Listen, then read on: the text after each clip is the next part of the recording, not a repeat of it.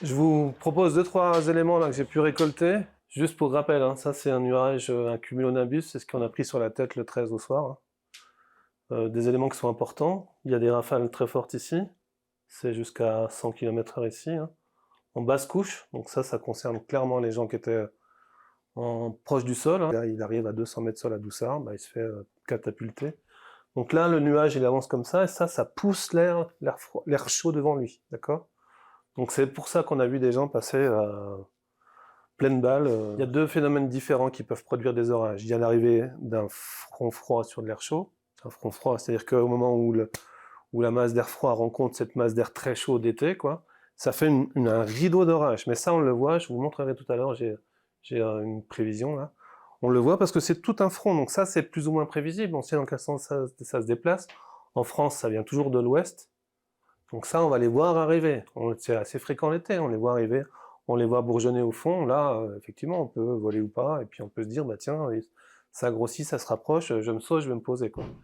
Et puis il y a des orages de chaleur. Je pense que le 13 au soir, c'était plutôt un orage de chaleur qui s'est formé dans les zones de vallée très chaudes et puis qui a grossi comme ça, effectivement, un peu sur toutes les dimensions. Mais bon, je veux dire, regardez un peu les dimensions, quoi. 15 000 mètres d'altitude, donc l'enclume, on la voit de très très loin. Donc le 13 au soir, on voyait peut-être pas forcément celle-là parce qu'on était dessous, mais on voyait toutes les enclumes de tous les orages qui étaient autour, notamment sur le Jura, il y en avait au large. Donc on était quand même prévenu, même sans regarder ni les sites de radar, ni les sites de météo, on était prévu que la tendance était à l'orage, quoi. Euh, voilà, donc dans un même phénomène orageux, bien, il y a des zones qui montent très fort, hein. Ici, je pense que les gens qui se sont fait un peu euh, aspirer, catapulter, ils étaient plutôt dans cette couche-là. Puis il y a des zones très violentes avec des rafales au sol qui sont très très puissantes. Ça c'est très grand, hein. Je veux dire, l'enclume elle est immense, elle est très haute, elle se développe vraiment, et ça c'est caractéristique du nuage d'orage, des cumulonimbus. Il n'y a pas ça sur d'autres nuages, donc c'est quand même quelque chose qui doit nous prévenir. La veille au soir, le lundi soir, on avait déjà des cunimbes. Moi j'ai volé au Semnoz lundi soir, entre 5h et 7h. Mais ils étaient loin, ils étaient derrière les Aravis, donc je ne sais pas s'ils étaient sur Chamonix ou sur le Chablais ou je ne sais où. Je les surveillais quand même et on voyait vraiment clairement la casquette qui s'approchait. Je m'étais fixé une limite, mais peut-être que c'était idiot déjà, hein, en me disant, bah, si je vois la pointe percée passer à l'ombre, j'irai me poser. En fait, elle est restée tout le temps au soleil et effectivement, ça n'a pas dégénéré. Donc ce soir-là, on aurait pu voler très tard. Ça s'est bien passé, c'était un soir normal. Mais on était prévenus aussi. Mais je veux dire, c'était pas généralisé. Il me semble qu'il y avait que celle-là qui était a priori très loin, qu'on voyait très bien. Voilà, on était en l'air, on était prévenus, on pouvait surveiller l'évolution. Mais est-ce que c'est une bêtise? Je sais pas. Peut-être que voilà, on se rassure un peu comme on peut. En tout cas, lundi soir, ça s'est bien passé. Mardi soir, moi, j'ai pas volé. Je suis allé au bord du lac et je crois que j'ai bien fait. D'autres éléments, le lac d'Annecy, Taloir ici, l'Atéro il est là, Accro-Aventure, donc ça c'est le décollage de plan fait. Le déco de la Fort qui doit être par là, peut-être ici. Euh, et puis on voit bien qu'on a deux chaînes, hein, on vole là, dans ce bocal-là. Et il y a toute cette chaîne là de la Tournette qui nous cache un peu ce qui se passe derrière. Et puis là on a une vallée très creuse, hein, c'est la vallée qui vient du Gine là, et qui fait le tour et qui nous arrive, boum, sur Doussard et la zone de l'atterrissage, et après c'est l'enfilade du lac. D'accord? En fait, il a gonflé. Il s'est formé par là, petitement, un peu dérivé, grossi là, même globalement englobant tout ça, et il nous est arrivé par derrière. Mais il s'est formé plutôt au sud-est, petitement, et il a vraiment grossi en restant au sud-est, c'est-à-dire complètement invisible du bassin annécien. Bon, ça a noirci un petit peu, et après, il a vraiment grossi pour englober tout l'arrière du massif des Bornes. Et ce qui fait qu'il a les rafales sur Pringy sont arrivées quasiment en même temps que les rafales sur Doussard. Donc il était vraiment énorme derrière nous. Et heureusement qu'il était derrière nous parce qu'il a poussé tout le monde en pleine plutôt que d'attirer tout le monde. Bon, ça si le cunard arrive dedans, hein, il est visible. Mais là, la chance, c'est que tous les parapentistes le vent dégueulait, descendait de la vallée, le vent poussait en direction d'Annecy. Donc finalement, tout le monde s'est retrouvé en plaine, rejeté en plaine ou sur le lac, mais pas tiré au relief. Là, on a le relief derrière nous et on est coincé quand on ne peut plus exposer. Donc c'est ce qui a fait qu'il n'y a pas eu de décennie de mort, à mon avis. Il y a eu le même phénomène en 88, 89, 90 à Montecornizolo, où avec la plaine de Milan en face, devant, le relief derrière, et le Cunard est arrivé. Alors je ne me souviens plus exactement comment c'est passé, sauf que là, les gars qui volaient se sont retrouvés bloqués. Ils sont montés, puis montés dans le nuage. Puis il y a eu 4, 5, 6, 7 morts, je ne sais plus combien. Ils en ont trouvé dans des pierriers, ils en ont trouvé partout, écrabouillés, parce qu'ils se sont fait tirer dans le nuage. Et après, on se retrouve dans le relief, on ne sait plus où on est. On va se cracher là, on va se cracher là, on va se cracher là. Là, la chance, c'est que le nuage a gonflé derrière et on était dans la masse dégueulante du nuage. Donc, tout le monde s'est fait pousser en pleine. Voilà, mais le principe est le même, globalement. Ça va pour vous, ça? Si je mets la même chose en 3D, voilà, donc là, on a la chaîne de la tournette, hein, d'accord? On a les décos qui sont ici. Donc on vole là et on est quand même un peu caché, dissimulé par la tournette, hein. Dissimulé de ce qui peut se passer derrière. Bon, dans les faits, on n'était pas tant que ça. Moi, je suis arrivé, je suis parti à 5h30 de chez moi pour aller faire du paddle. Donc j'étais exactement ici. Je suis arrivé donc ici vers 18h, quoi. J'ai vu qu'effectivement il y avait pas mal de nuages, notamment sur la tournette, ça commençait de bien gris. Mais je sais pas, enfin, clairement, moi j'ai pas tellement prêté attention à ça, j'ai pas vu vraiment de menaces. Je savais qu'il y avait de l'orage. Pour preuve, c'est que j'ai pris le paddle et pas le parapente. Donc quelque part, voilà, j'en avais vu sur le Jura, j'en avais vu un peu partout, mais en arrivant à 6h ici, ben, j'ai gonflé mon truc et je suis parti sur l'eau, quoi. Alors que même en paddle, avec un orage un peu violent, ça peut être compliqué. J'ai pas été alerté. J'ai navigué 10 minutes, quoi. 10 minutes et après, ça s'est corsé. Pourquoi ça s'est corsé? Ben parce que c'est devenu tout noir ici sur Doussard. Et là, on a commencé à prendre du vent, ça veut dire des vagues sur le lac, et puis là, on a commencé à avoir effectivement des figures pas saines. Ça, la réponse d'un météorologue indépendant. C'est le gars qui fait le site météo-parapente.org ou météo-alpes.org. Météo-chamonix.org. Ou chamonix.org. Je vous mettrai les liens. Il est très bien, cette météo. Voilà, il est assez précis, c'est très local, il tient bien compte du contexte. Je l'ai sollicité pour dire, ben voilà, le 13 août, beaucoup de monde ont été surpris, on a été surpris par la violence du phénomène, comment on peut anticiper ça, qu'est-ce qui s'est passé, quel retour vous avez. Et le gars, il me répond ça, il me dit, voilà, la première chose, c'est que depuis quelques jours, ne sont pas organisés, ce qui rend la prévision très compliquée. En clair, c'est pas un front orageux qui nous tombe dessus, c'est des phénomènes dus à la chaleur qui développe ou pas à certains endroits, et là, ce soir-là, il a développé. Deuxième élément, alors, il donne quelques adresses de modèles météo, ça on les a aussi. L'image radar, ça je pourrais vous la mettre aussi. Ça aussi c'est intéressant. À mon avis, là on a un début d'explication. L'orage est arrivé par l'est qui n'est pas si fréquent, d'accord? Donc ça confirme bien, ça confirme deux choses. D'abord que c'est pas un front orageux, donc c'est un peu plus difficile à voir et puis à prévoir pour le coup. Et la deuxième chose, si on revient sur l'image du lac, eh ben, ça veut dire que l'est est là, hein, parce que là je suis pas nord ici, là. L'orage il est arrivé ici. Et en clair, eh ben, on l'a pas vu tout de suite, parce qu'il était caché, il était dissimulé derrière la tournette, un peu de nébulosité, quelques nuages, des choses assez communes en fait, qu'on a l'habitude de voir sur la tournette. Il est arrivé ici, de l'est. Donc les gens qui volaient ici l'ont pas vu, les gens qui étaient sur le lac ici l'ont pas vu non plus. Et on l'a vu quand il a fait le tour ici, et qu'il est arrivé dans la vallée de Doussard. Et là, c'était déjà trop tard, parce que rafale de vent, parce que, voilà, tout ce qu'on connaît. Donc, c'est pas une excuse, mais n'empêche qu'on était dans une situation un petit peu inhabituelle. C'est un météo qui le dit, c'est pas moi. Donc là, on a peut-être un début d'explication sur le fait qu'il y a beaucoup de gens qui se sont fait surprendre, qui étaient à la Forclaz, la tournette dans le dos, l'orage dans le dos, puis qui se sont dit, ben, globalement, il fait encore soleil, ben, j'ai le temps d'y aller, quoi. J'ai le temps d'aller me poser. Je suis monté par la navette, ou madame est montée avec la voiture, elle est déjà redescendue. Enfin, voilà, je pense que psychologiquement, c'est assez compliqué de renoncer quand on est à la Forclaz, qu'on a fait 20 minutes de marche pour monter là-haut, qu'on a préparé peut-être son matériel. C'est assez difficile de dire je replie, puis je m'en vais. Mais ce qu'il faut retenir, c'est que c'était quand même une situation météo assez inhabituelle. Euh, donc, inhabituelle, ça veut dire difficile à prévoir, quoi.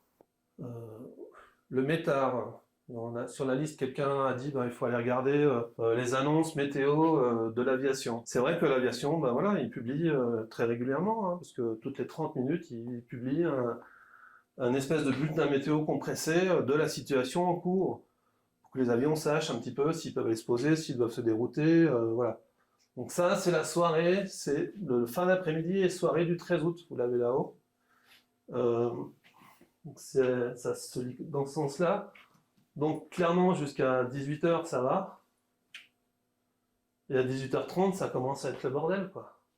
Le vent se lève, le vent tourne, donc vous voyez qu'il vient bien de l'est, hein. Donc c'est bien des rafales de vent qui sont poussées par l'orage, jusqu'à 30 nœuds, et même, si vous regardez un petit peu là-dedans, c'est un peu difficile à lire, mais on y arrive, 45 nœuds en pointe. 45 nœuds, ça fait 80 km/h, quoi. Donc je pense que c'est à peu près la vitesse où on a vu passer le gars au-dessus de Pringy et Pagny et tout ça. Là, on est encore en plein dans l'orage, hein. 20h, mais là c'est au niveau de l'aéroport, donc peut-être qu'il s'était déjà déplacé, hein. Donc, il faut peut-être enlever 30 ou 45 minutes pour l'avoir sur la zone de vol. Et puis après ça se calme, et puis après, ma foi, ça rentre dans l'ordre, et même ça revient normal avec le vent qui se remet dans le sens du vent météo. Et le passage de la pluie. Donc en regardant effectivement le métard, les annonces aéronautiques, on voit le phénomène. On aurait pu, à la limite, l'anticiper. Enfin bon, ça c'est plus un constat qu'autre chose, quoi. J'ai aussi interrogé les gens de la tour de contrôle, ils m'ont dit c'était fermé à 19h30, donc on ne sait pas, on a pas eu de... Bref, pour les gens de l'aéroport, il ne s'est rien passé, quoi. C'est tant mieux à la limite, quoi.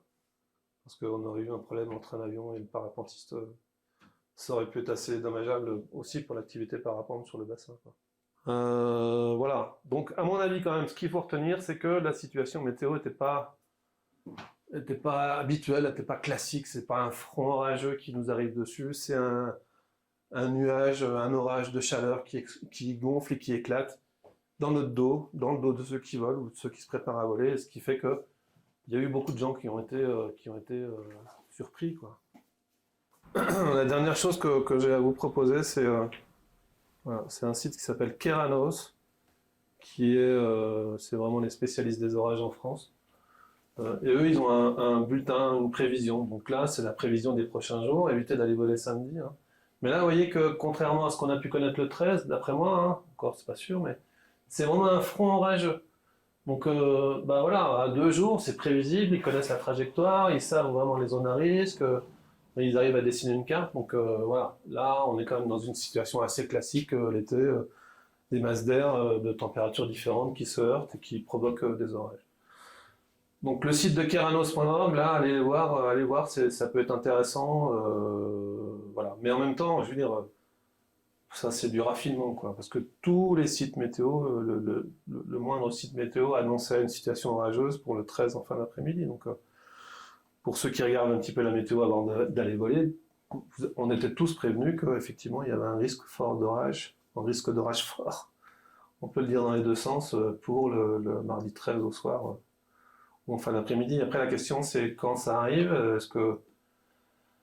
est-ce que je vais voler ou pas? Est-ce que je vole à midi ou pas? Et puis où est-ce qu'on met la limite? Parce qu'à midi, ça aurait pu être aussi problématique. Alors l'air est moins chaud, donc a priori, ça développe moins ce genre d'orage. C'est plutôt en fin d'après-midi, avec voilà, la convection, la chaleur. Mais bon, après, où est-ce qu'on met la limite, quoi? Donc voilà, ce que je vous avais préparé maintenant, en place au retour d'expérience peut-être, au débat, je sais pas, aux questions, voilà. Oui, je crois que la problématique, elle est où mettons la limite. Elle est là.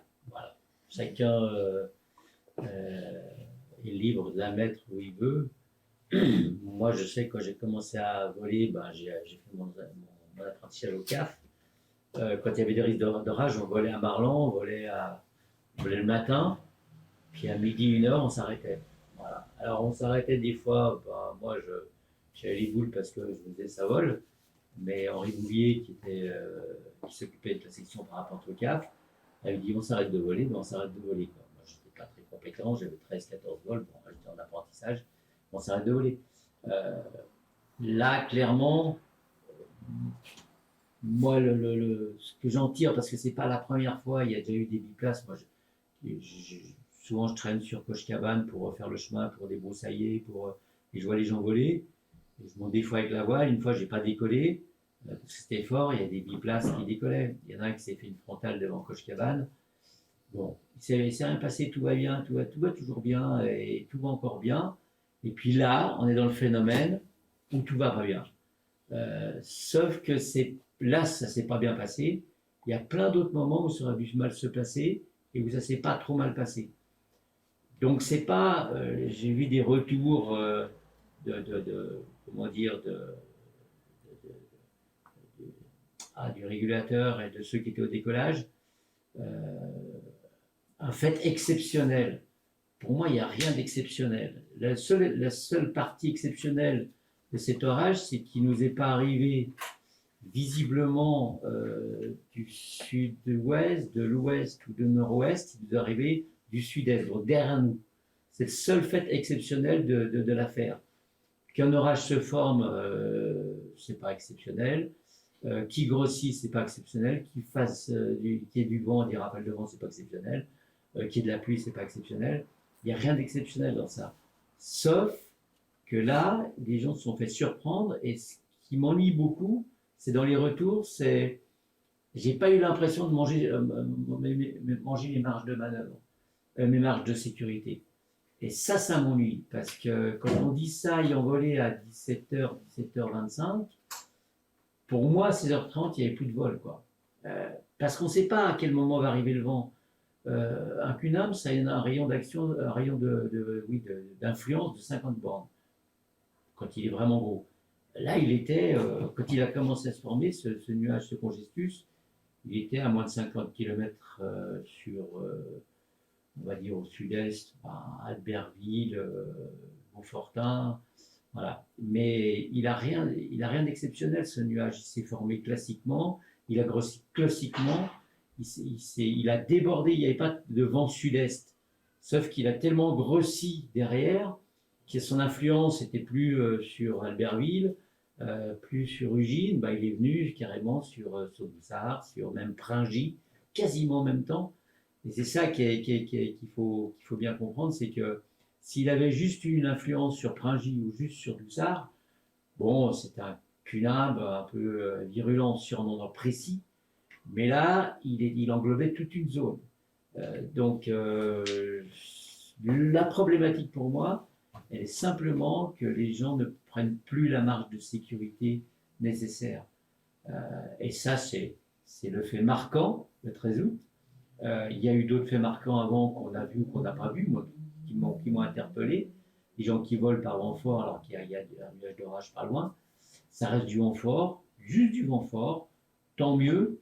Il y a un autre élément aussi, quand il y a un CUNAM qui arrive, ça se met plus ou moins à l'ombre, et puis tout d'un coup, la masse d'air est laminaire, c'est-à-dire que ça monte plus ou ça monte à 0,5 et à 1 de manière très laminaire. Et ce jour-là, la brise qu'il y avait sur le lac, elle est tombée. Elle est tombée. Ça veut dire qu'il y avait une influence autre que cette brise thermique qui entrait sur le lac. Et cette influence, c'était le CUNAM qui commençait un petit peu à prendre de l'influence sur le bassin. Alors, ça peut être traite parce que bon, ça se met à l'ombre. Ah bah zut, ça se met à l'ombre, c'est pour ça que ça thermique plus. Alors, tout est à l'ombre, donc il n'y a plus de thermique. Si on est à l'ombre, il n'y a plus de brise non plus. Ah bah zut, c'est l'ombre. Non, c'est pas l'ombre. C'est le CUNAM qui commence à avoir sa zone d'influence venant de l'arrière. Ces vents venant du sud-est, c'est pas un vent météo, hein, c'est l'influence du CUNAM qui compte tout ce qui vient en brise de lac, en brise thermique. Voilà. Et ce jour-là, ça a été ça, c'est-à-dire que la brise est tombée et c'est monté, j'ai eu des retours qui m'ont confirmé ça, ça montait plus les biplaces, ils montaient à 0,5, 1 sur la Rochette, plus sur la Roche du Roux, c'était bizarre quoi. Voilà, donc on peut se dire ah bah c'est super, ça se calme, génial, ça va bien se passer.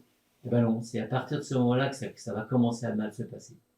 C'est toutes des petites choses qu'on ne sait pas, qu'on voit au sol. Et c'est pour ça que je suis chiant, mais je le dis souvent sur le groupe WhatsApp du CAF, ou même l'observation, la curiosité, son analyse perso. Il n'y a que ça. L'effet de groupe ne doit pas marcher. Et voler sur un site où il y a du monde, c'est sécurisant, mais ça ne forge pas son analyse perso. Et ce jour-là, et qui a eu son analyse perso, je ne sais pas. J'étais pas au décollage, j'aurais bien aimé y être. Et c'est vraiment dommage que ce jour-là, il y ait des pilotes qui se sont mis en l'air après 16h30. Et Thibaut, je ne lui en veux pas du tout, hein, qui dit j'ai pas eu l'impression de revenir sur ma match de sécu en décollant à 17h. C'était déjà too much pour moi. Bon, ça s'est bien passé parce qu'il a décollé de la fork là pour venir sur Pérois, c'est-à-dire en fuyant le Cunham qui n'était pas encore dans une influence forte. Mais une demi-heure plus tard, c'était mort. Et qui, sur site, pouvait dire que ça allait être pas moins à 18h, mais encore moins à 17h30, et à 17h, pour moi, à 16h30, c'était déjà point d'interrogation, quoi, plus ou moins gros, puis après il a grossi, point d'interrogation.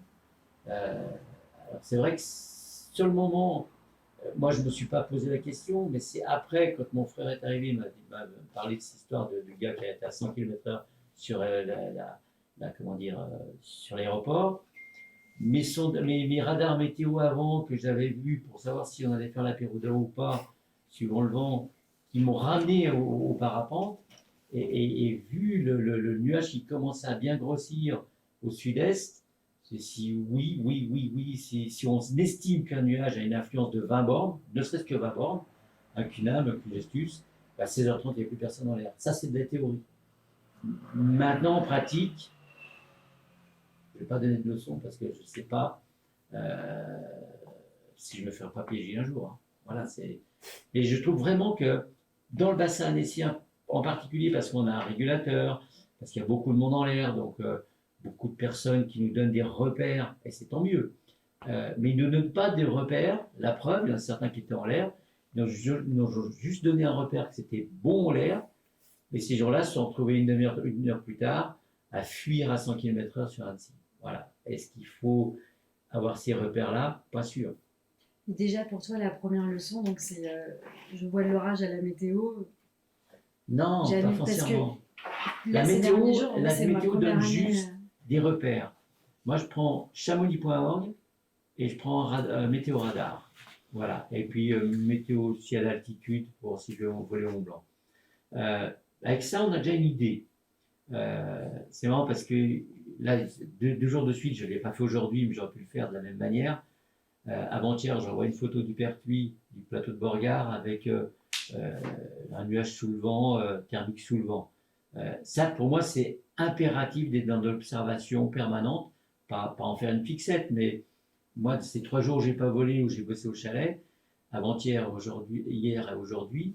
Hier, j'ai repris la météo, et bien, ils annonçaient du nord-ouest sur météo.org. Alors que c'était du sud, à 10-15. Et la météo nous donne une tendance la veille, mais c'est notre observation et notre analyse perso qui font au moment M, 2 heures, 1 heure, une demi-heure à 15 minutes avant de décoller ou de voler, nous donne une perception très réelle, très précise de la météo. Oui, mais là, typiquement, ils en avaient. Pardon? Typiquement, dans ce cas-là, c'était invisible, puisque c'était caché. C'était visible sur les radars météo. Et pour ceux qui étaient en l'air ou au déco, qu'est-ce qui se disait? Il y avait. Tu vois, nous on était au sol. Il y avait des signes. Du plan, on avait rien. Ouais. Et on regardait, tous on volait pas. Moi j'avais une amie qui était là qui vole pas, donc c'était bien. On avait décidé d'aller pique-niquer, on regardait le radar pour savoir à quel moment on allait prendre la flotte. Et on regardait le radar toutes les demi-heures et on voyait qu'il y avait un nuage d'orage qui se mettait derrière la tournette, ça vous voyez, c'était orange-jaune, c'est gros orage, et tu voyais que ça arrivait. Alors, une fois que tu es en l'air, je pense, moi j'ai pas beaucoup de vol, mais quand tu es en l'air, tu regardes pas ton téléphone pour voir comment le radar évolue, mais quand tu vois que tu as une cellule orageuse qui démarre, tu ne vas pas. Donc à 16h30, je me souviens avoir pris le radar à ce moment-là, le nuage commençait à se former, le congestus, on va dire sur Albertville, Crévoland, dans ces eaux-là, quoi. Ah, donc là, ça doit donner une petite idée. Donc quand on est en l'air, qui plus est au-dessus des dents, où là on visualise bien les choses, euh, là on doit se dire à 16h30 au-dessus des dents ou 17h, je me barre, pas vite, vite, vite, je me barre.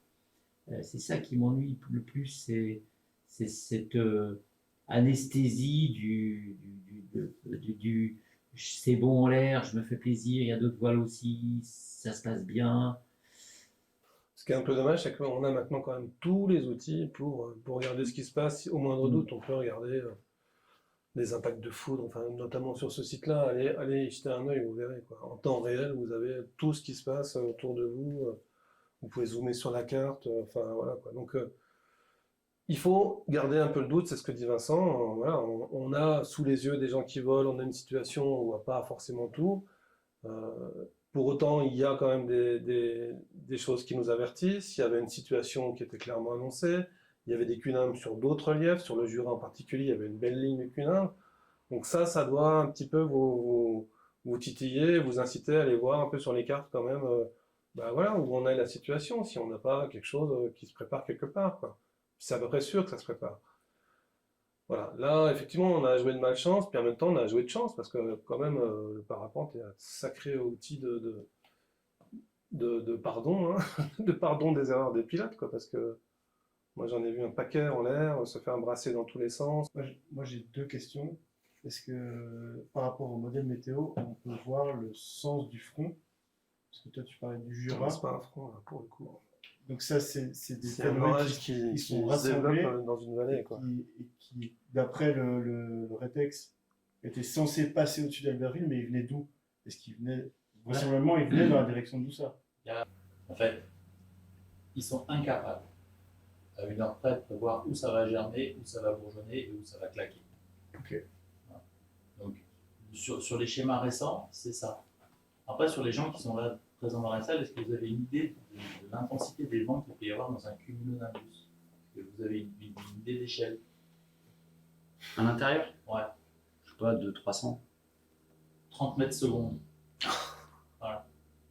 Les Airbus ne traversent pas les cunimbres, Ouais, c'est Même vrai. les parce qu'ils se font avions arracher les de ailes. ligne contournent les cumulonimbus. Là, moi, je pense que c'est ça qu'il faut retenir, en fait, hein. C'est voilà, une situation compliquée, un peu pas anormale, mais enfin, le 13 août, un orage le 13 août, c'est pas normal, je suis désolé. C'est normal, en plus il faisait très chaud, et on avait tous les indices qui permettaient de dire que ça risquait de péter, quoi. En revanche, pas si fréquent, donc c'est un peu le caractère de surprise, il est peut-être un peu ici, quoi. Voilà, pas habituel, pas classique, donc les gens qui volent sur Annecy, les biplaceurs pro qui font des milliers de vols, bah, c'est pas classique, donc c'est pas dans leur schéma, quoi. Dans leur schéma, on les voit sur Lyon, comme disait Bertrand, on les voit sur le Jura, on est prévenu. Là, ben, on était prévenu aussi, mais de visu, on ne le voyait pas forcément. Moi, je me suis fait avoir, j'ai gonflé mon paddle comme un âne pendant 10 minutes, là, pour rien, quoi, parce que j'aurais regardé un petit peu en l'air, au lieu de regarder le parapente, en me disant, ah, j'aurais dû aller voler, quoi. L'orage est arrivé par l'est. Classiquement, l'instabilité est d'abord sur les reliefs. Où sont les reliefs par rapport à nous, à Annecy? Ils sont plutôt à l'est. Donc, faut oublier un petit peu l'est, ouest, nord, sud. C'est qu'il y a eu une suffisamment forte activité pour qu'il y ait un congestus qui se mette en place, puis un cunimbe. Il s'est formé au sud-est, il s'est formé au sud-est, bah, il s'est formé au sud-est, point barre. Il se serait formé au nord-ouest, c'était pareil, quoi. Mais c'est absolument classique que les nuages se forment d'abord, d'instabilité, sur les reliefs. Les reliefs ici sont plutôt à l'est, donc il n'y a rien d'exceptionnel que l'orage soit arrivé par l'est, parce qu'il a formé sur les reliefs, puis il a grossi. Voilà. On oublie l'est-ouest, il a formé sur les reliefs, puis il a grossi, et il a débordé entre guillemets en plaine. C'est tout. Donc oui, ce nuage, là, ces dernières semaines, ça fait plusieurs fois que le nuage se forme sur le Beaufortin, grossit, passe derrière la Tournette, mouille, Tône,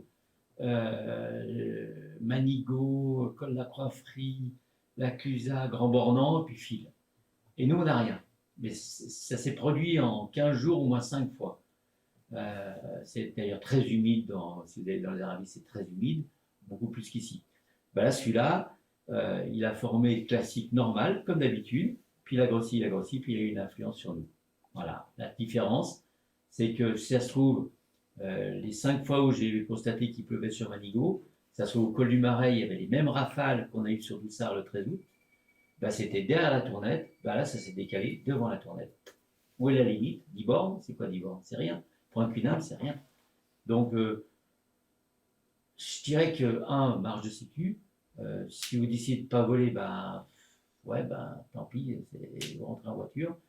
Et puis surtout, bien analyser, l'analyse perso. Moi, je reste vraiment axé là-dessus. J'en parlais avec le président de la Fédé il y a 2 jours, et je disais, pour moi, les écoles, ce qui manque, il est d'accord avec moi, c'est qu'on ne forge pas assez l'analyse perso.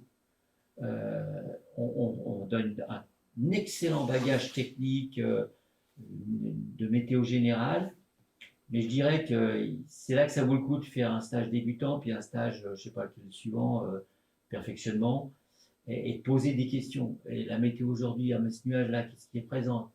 Eux, ils vont savoir répondre. Moi, je sais que quand j'emmène des gens en collectif avec le CAF, c'est pas allez-y, décoller, c'est bon. Vous en pensez quoi? Ça vaut toujours le coup, même pour soi-même, de se dire qu'il aura vu quelque chose que j'aurais pas vu.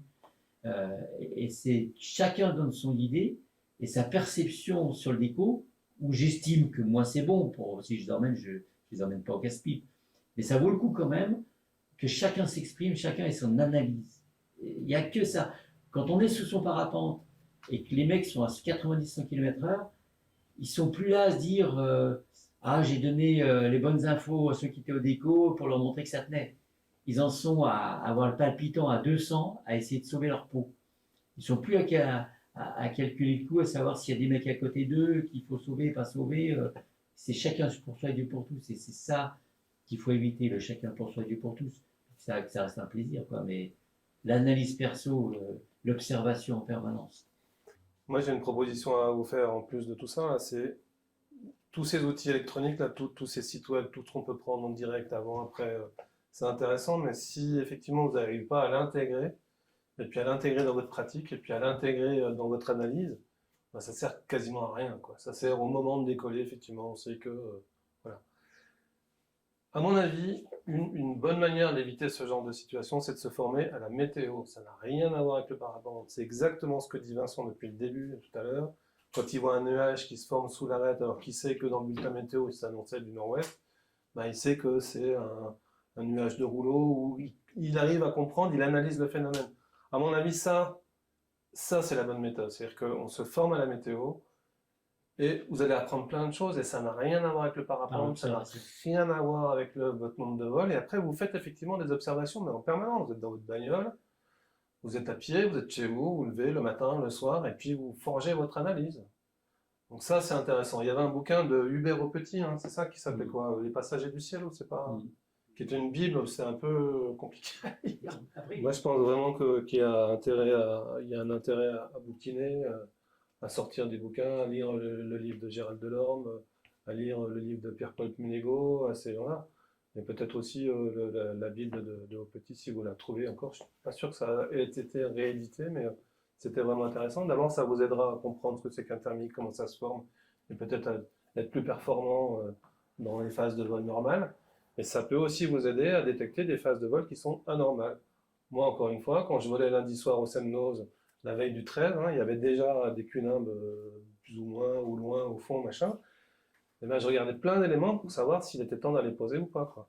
Par exemple, sur les Bauges, il y avait des grosses tours. Je me disais, si jamais ceux-là, ils évoluent en petits cunimbes, si on commence à voir le sommet des nuages brossés par le vent qui forment l'enclume d'un cunimbe, ben là, il sera peut-être temps, il sera peut-être même un peu tard de se barrer. Vous avez des nuages qui n'évoluent pas, qui restent bloqués. Les couches d'inversion, c'est pas simplement au ras du sol. C'est aussi à 5000, et c'est ça qui évite que tous les nuages évoluent en cunimbe. Ben, quand cette couche d'inversion elle pète, ben, effectivement, vous avez assez vite des cunimbes qui apparaissent et des orages qui potentiellement peuvent arriver. Ben, ça, vous allez le trouver dans les bouquins, quoi. Et puis, peut-être que ça vous aidera aussi à interpréter, à intégrer les données qui vous sont proposées par les sites web, parce qu'avoir une carte sous le nez avec des points, des choses, des couleurs, ben c'est bien, mais voilà. Pour autant, est-ce que je suis encore dans ma marge de sécurité ou est-ce que je dois renoncer? Si vous renoncez tout le temps, ben, vous ne volerez plus parce qu'on est tout le temps à la marge d'une situation. Et puis quand on n'est pas à la marge, ben, c'est complètement stable, il ne se passe rien et on ne va pas bien. Donc, enfin voilà, moi je pense que vraiment, s'enrichir sur le plan de la compréhension de la météo, de la micro-météo, de ce qui se passe dans l'environnement dans lequel on évolue sous nos parapentes, ben, c'est ultra important. Alors, moi, c'est ma première année, du coup, je découvre le vol l'été et donc les orages. Est-ce qu'il y a d'autres risques classiques de la période estivale? Le vent fort. En sachant que le vent fort, il y a une règle. C'est en Qui est restant due. au vent des reliefs qu'il ne peut rien se passer. L'air restera laminaire. C'est-à-dire que le but, c'est pas de se dire « Ouah, le vent est fort, je me barre vite, vent arrière sous le relief, si le roc des bœufs, et là on se fait tabasser. » Donc le vent météo en soi n'est pas, comment dire, dangereux, si on en fait quelque chose de positif. Et c'est pas évident dans l'analyse, et ces gens, les gens ce jour-là, analyser, savoir ce qu'il faut faire, comment il faut le faire. Le biplace amateur qui a 200 mètres seul au-dessus de Doussard n'a pas focalisé sur cet aérodrome de Doussard, sécurisant en disant ils sont tous là, il faut que je me mette là. C'est dit dans l'urgence et dans la palpitation, je pars en arrière, de toute façon je ne ferai rien ici. Je vais me mettre sur l'axe parce que je me prends des fermetures, il vaut mieux que texto, il vaut mieux que je les prenne sur l'eau que sur le sol. Ben, ce mec-là, il a eu sa kilif biplace avec la couronne. Voilà. Il a mis en application par son analyse du moment ce qu'il fallait faire. Et ce qui n'est pas évident. Mais pour autant, il n'aurait pas dû être en l'air. Et pour autant, il aurait mieux valu qu'il ne soit pas en l'air. La vraie valeur, pour moi, l'unique valeur de référence, c'est l'observation.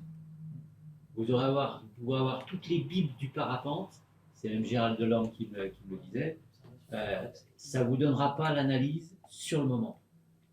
C'est des infos, ça vous ouvre l'esprit à divers phénomènes, divers potentiels moments de vol et de prise de décision, mais la vraie analyse, c'est vous et vous seul. Il n'y aura personne d'autre.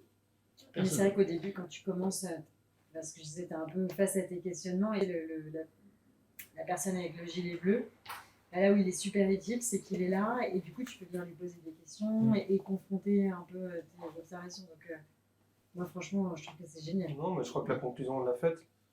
On est tous à peu près d'accord pour dire qu'il faut construire votre analyse, il faut développer vos moyens d'analyse pour aboutir à une prise de décision qui vous est personnelle en fonction de votre état de forme du moment, de votre niveau technique et des conditions et de ce que vous voyez autour de vous, quoi. Voilà. Et là-dessus, au moins, on peut jouer. On peut jouer aussi sur son état de forme en allant courir tous les jours, ou voilà. Mais sur les conditions météo et sur l'analyse qu'on peut développer soi-même, on a des outils pour avancer là-dessus.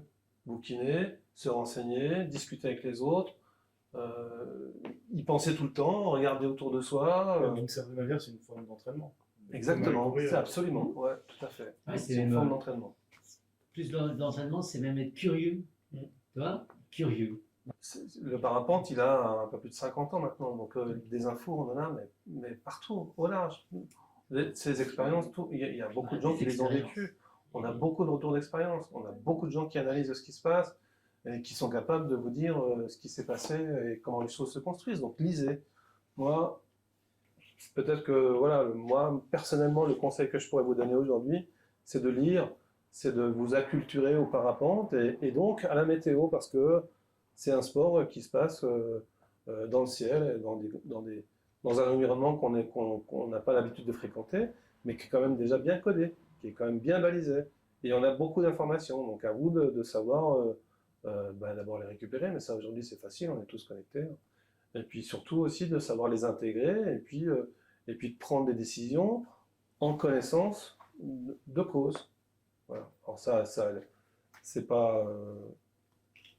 je veux dire, c'est pas absolu, hein, c'est pas, on peut toujours se tromper, mais je pense qu'on se trompe moins quand on est capable d'analyser ce qui se passe et puis qu'on se dit, ah bah tiens, ça j'ai déjà lu des trucs là-dessus, ah bah tiens, si je regarde ça, bah oui, ça je me rappelle que j'ai lu que les couches d'inversion, ça évitait le développement du cunane, de l'enclume, machin. Si je vois qu'elle commence à avoir des enclumes qui naissent, ben, peut-être qu'il est temps d'aller renoncer ou d'aller sur la plage, quoi. Donc voilà, moi, perso, de tout ce qui s'est dit ce soir, je vous conseille de prendre des bouquins, des revues, et puis de bouquiner, de lire l'expérience des autres. Et se forger sa propre analyse. Et ça vous permettra de développer votre analyse. Voilà.